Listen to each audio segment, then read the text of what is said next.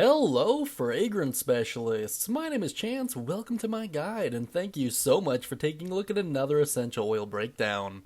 Today, we're going to be taking a look at another very popular essential oil. We're looking at juniper berry.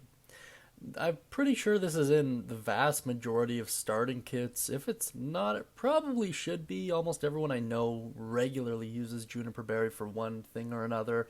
I feel like the majority of people blend it with lemon and then use it to help with colds, coughs, stuff like that. But in any case, before we dive into its profile, always consult your doctor before use. Much better to err on the side of caution. Now let's dive into its profile here. Its scent is most commonly described as having a fresh, slightly balsamic, sweet, and woody aroma.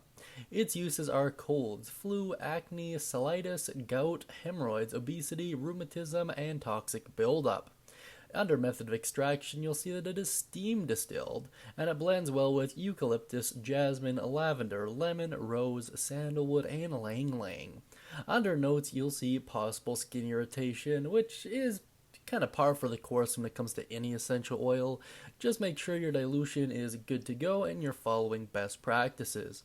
Now let's dive into the history of the juniper berry and tree. In Scandinavia, juniper wood is used for making containers for storing small quantities of dairy products such as butter and cheese, and also for making wooden butter knives, which is pretty cool. Juniper berries have long been used as medicine by many cultures, including the Navajo people.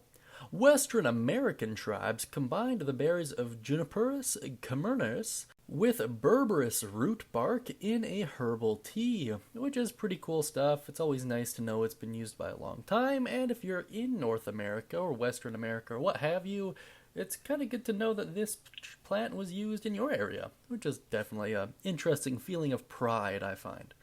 Now let's dive into a quick DIY recipe.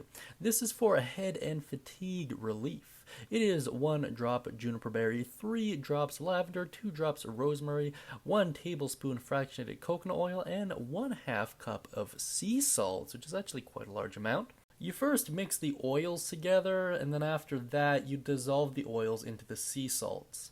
And then you add warm or hot water to a bath, mix in the sea salts, and soak for about half an hour or so. It's a pretty cool recipe. It'll be the first kind of bath salt related recipe we've done so far. They are relatively simple. The only real difference is the implementation of sea salts. I suppose you could turn a couple of the recipes we've gone over into sea salts relatively easily, but I just wanted to give you guys an example of a recipe. In any case, if you like juniper berry or you want to experiment with the essential oil, please do consider ordering from Rocky Mountain Essential Oils. Links down beneath in the description. That being said, if you have any thoughts, questions, comments, or concerns, please do consult the comments section down beneath, and feel free to add any recipes you may have down there as well. I really do appreciate it.